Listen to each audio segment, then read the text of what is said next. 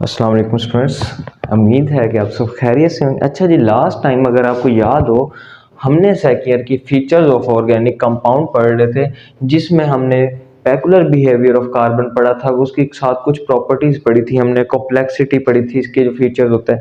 Next जो हमारे पास इसका जो फीचर्स होता है वो होता है हमारे पास होमोलोगस सीरीज। क्या होता है आपके पास? Homologous series.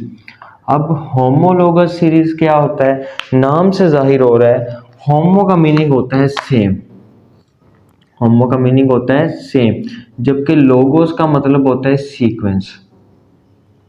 अच्छा जी, मैं आपको बड़ी आसान वर्डिंग में बता सकता हूँ कि होमोलोगस सीरीज होता क्या है। अच्छा जी, आपने फार्मूला पढ़ा होगा मीथेन का। किसका पढ़ा होगा? मीथेन। मीथेन से हमारे पास आगे जो चेन में आता है वो आती है इथेन। इथेन के बाद हमारे पास आता है प्रोपेन। प्रोपेन के बाद आपने पढ़ा होगा हमारे पास आता है ब्यूटेन। अच्छा जी, ऐसे चेन पड़ी हुई है। अच्छा जी, मीथेन का अगर हम फार्मूला लिखना चाहें तो हम लिख सकते हैं CH4, जैसा कि हमने पढ़ा हुआ है। इथेन की बात करें, इसका फार्मूला होता है C2H6। प्रोपेन का फार्मूला होता है C3H8, जबकि ब्यूटेन का फार्मूला होता है C4 और H10। अच्छा जी, अब होमोलोगस यानी कि सेम सीक्वेंस, ये मीथेन, इथेन, प्रोपेन, ब्यूटेन है हमारे पास। अब इनके दरमियान कहते हैं कि ये चेन चल रही होती है आगे। नेक्स्ट हमारे पास ब्यूटेन के बाद आ जाते हैं पेंटेन। आपने पढ़ा होगा पेंटेन का। अब पेंटेन का फार्मूला क्या होता है? हमारे पास वो होता है 5 कार्बन C5H12, यानी कि एक चेन हमारे पास एक चलती जा रही है। अब होमोलोगस सीरीज का क्या काम है इस चेन के अंदर, इस यही आज हमने पढ़ना है। देखें जी, बात को गौर से समझे, यहां से लेके यहां तक, यानी कि मैं कहां से आ रहा हूं? मिथेन से इथेन। मीथेन में कार्बन एक थी, जबकि इथेन के अंदर कार्बन कितनी है? 2 है, यानी कि कितनी कार्बन का इजाफा हुआ है? 1 कार्बन का इजाफा हुआ है। हाइड्रोजन यहाँ पे 4 थे, यहाँ पे 6 हो गए। यहाँ पे कितने हाइड्रोजन का इजाफा हुआ है? कितनी एडिशन हुई है? यानी कि आप कहेंगे मीथेन से जब इथेन जा रहे हैं, 1 कार्बन और 2 हाइड्रोजन की क्या होगी है? एडिशन होगी।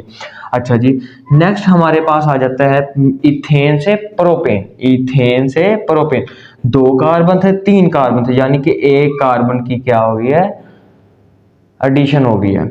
अच्छा जी, यहाँ पे 6 थे और यहाँ पे 8 थे, यानी कि कितने हाइड्रोजन का एडिशन हुई? 2 की हुई। देखिए जी, नेक्स्ट आए यहाँ पे प्रोपेन से ब्यूटेन। प्रोपेन यहाँ पे 3 थे, यहाँ पे 4 हो गए, यानी कि 1 हाइड्रोजन, 8 हाइड्रोजन थे और यहाँ पे 10 हाइड्रोजन, यानी कि यहाँ पे भी 2 की एडिशन हुई है। यहाँ पे आ जाए ब्यूटेन से पेंटेन, कितने कार्बन की एडिशन हुई है? 1। और हाइड्रोजन यहाँ पे 10 थे, यहाँ पे 12, यहाँ पे भी 2 की एडिशन हुई है। अब देखें जी क्या हो रहा है, मीथेन से इथेन गैस CH2 की एडिशन हुई, इथेन से प्रोपेन गैस CH2, प्रोपेन से ब्यूटेन गैस CH2, फिर ब्यूटेन से पेंटेन गैस CH2। इसी तरह हम इसके बाद हेक्सेन आएगा, हेप्टेन आएगा, ऑक्टेन, नॉन एनडीके। इसी तरह क्या होती है? चेन चलती जाती है। ये जो चेन चलती जा रही है ना, उसके अंदर कहता है हमेशा CH2 का ही डिफरेंस आता जाएगा। कितना आता जाएगा? जब भी हम अगर कंपाउंड लिखेंगे, 1 कार्बन ऐड करेंगे, उसमें कितना इजाफा होता जाएगा? CH2 का। यानी कि इसको हम कहते हैं होमोलोगस सीरीज, यानी कि एक सेम सीक्वेंस जा रही है, CH2 CH2 CH2 और CH2। आगे जितनी कार्बन बढ़ाते जाएंगे कितना इजाफा होता जाएगा आपके पास? CH2 का। यानी कि ये जो डिफरेंस आ रहा है एक चेन से दूसरी चेन, कितना आ रहा है? CH2, यानी कि सेम सीक्वेंस से जा रहा है। इसको कहते हैं हम होमोलोगस सीरीज। अच्छा जी, ये बात आपको तो समझ लगी। होमोलोगस सीरीज की अगर हम फिजिकल प्रॉपर्टीज देखें, क्या देखें? फिजिकल प्रॉपर्टीज होमोलोगस सीरीज की, तो इसकी जो फिजिकल प्रॉपर्टीज होती है ना, वो क्या होती हैं? एक दूसरे से डिफरेंट होती हैं। ये कैसे डिफरेंट होती हैं? देखें जी, यहाँ पे है 5 कार्बन, इधर से पेंटेन की बात कर लेते हैं हम, इधर कर लेते हैं मीथेन की बात, इधर कर लेते हैं हम पेंटेन की बात। अब देखें जी, यहाँ पे कितने कार्बन मीथेन में? 1 कार्बन, जबकि हमारे पास पेंटेन के अंदर 5 कार्बन मौजूद है। किसको तोड़ना इजीली होगा? तो हम कहेंगे मीथेन। सबसे पहले तो मीथेन आपके पास क्या होती है? गैस होती है, जो घरों में इस्तेमाल करते हैं, जबकि पेंटेन क्या होता है? हमारे पास लिक्विड होता है, अगर हम बात करें तो। अच्छा जी, इन दोनों के दरमियान तो ये डिफरेंस है कि ये गैस होती है और ये लिक्विड होता है। अब देखें जी, गैस का आप ये कह सकते हैं कि जो इसका बॉइलिंग पॉइंट होगा ना, वो क्या होगा, कम होगा। जो कि हमारे पास लिक्विड है, लिक्विड का जो बॉइलिंग पॉइंट होगा वो हाई होगा। आखिर इसकी वजह क्या है, क्योंकि आप कहेंगे मीथेन गैस है और पेंटेन क्या है, लिक्विड है। यानी कि आप दूसरी बात ये भी कर सकते हैं कि इसके अंदर एक कार्बन मौजूद है, इसके अंदर 5 कार्बन मौजूद है। लेट्स सपोज मैं कहता हूँ इथेन और पेंटेन का ले लेते हैं। इथेन के अंदर होती हैं 2 कार्बन, जबकि हम बात करें पेंटेन की, पेंटेन के अंदर 1 2 3 4 और 5 कार्बन होती हैं। अब हमें बॉन्डिंग तोड़नी है तो आप कहेंगे इसको थोड़ी सी एनर्जी देंगे, 2 बॉन्ड टूट जाएंगे इथेन के। अगर पेंटेन के तोड़ने होंगे 1 2 3 4 बांड तोड़ने पड़ेंगे, तो इसका मतलब हमें एनर्जी ज्यादा देनी पड़ेगी। तो आप कहेंगे जिस तरह चेन में कार्बन बढ़ते जाएंगे उसका बॉइलिंग पॉइंट भी क्या होता जाएगा, बढ़ता जाएगा। अब ये जो बॉइलिंग पॉइंट होती है वो इसकी क्या होती है, फिजिकल प्रॉपर्टीज। अच्छा जी, इसके बाद आपने एक पढ़ा होगा केमिकल प्रॉपर्टीज। अच्छा जी, अब केमिकल प्रॉपर्टीज क्या होती हैं, केमिकल प्रॉपर्टीज कहते हैं हम सेम होती हैं। कैसे सेम होती हैं, केमिकल प्रॉपर्टीज आप यूं कह सकते हैं कि हमारे पास किस चीज से बना हुआ है।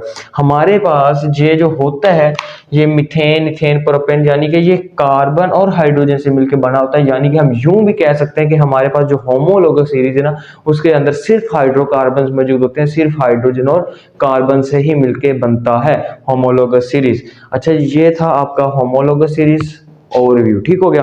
अच्छा जी, नेक्स्ट हमारे पास आ जाती है, नेक्स्ट प्रॉपर्टी जो आती है वो आती है हमारे पास रेट ऑफ रिएक्शन। क्या आते हैं आपके पास, रेट ऑफ रिएक्शन।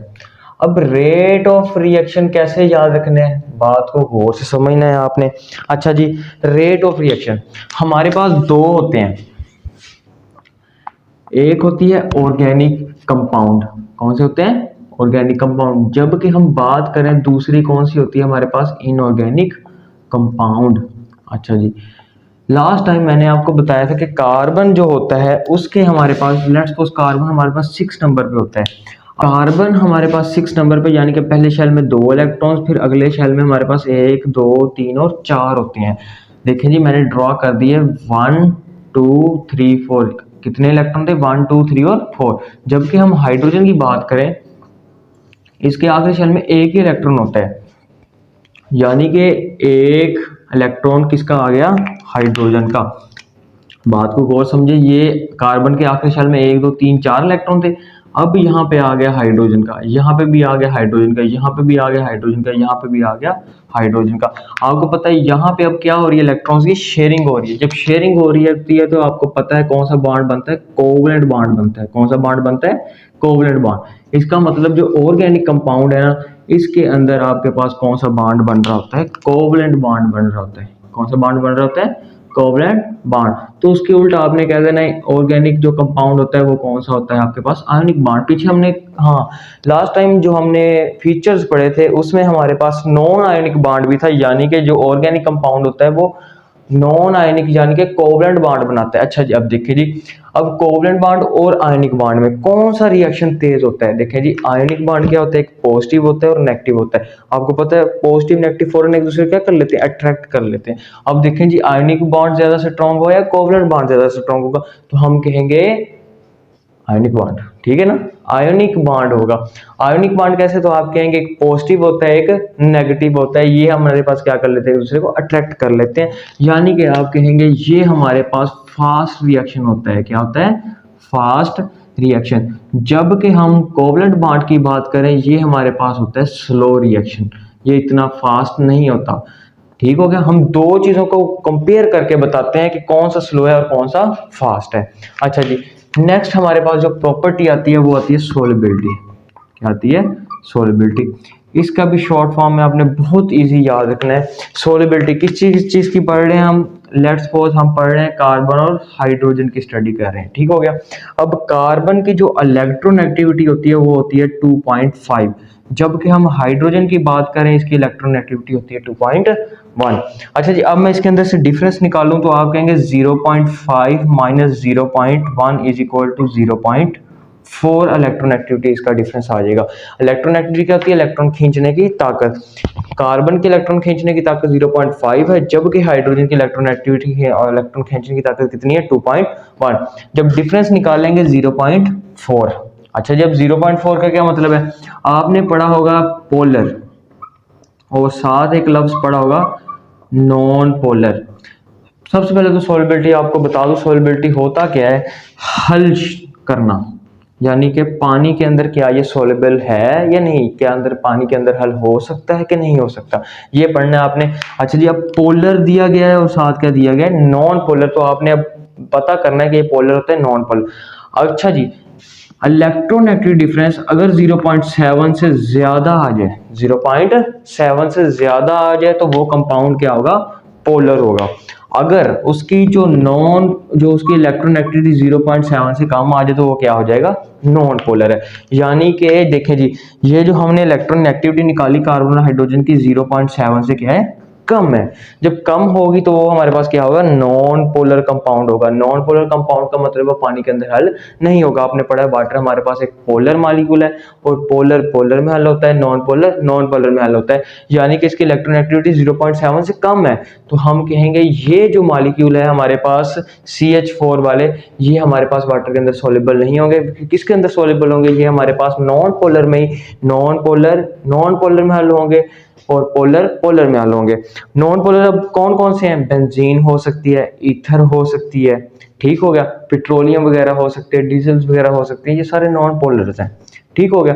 यहां तक था हमारे पास features of organic compound. Next हम इंशाल्लाह क्रैकिंग ऑफ पेट्रोलियम पढ़ेंगे। दरमियान में कोयल वगैरह आ जाते हैं, वो सिंपल सी रीडिंग है, तो आपने वो खुद रीड कर लेना है। इंशाल्लाह हम जो नेक्स्ट लेक्चर होगा वो हम पढ़ेंगे क्रैकिंग ऑफ पेट्रोलियम, ठीक है। नेक्स्ट हम जो पढ़ेंगे वो होगा cracking of petroleum. Allah Hafiz.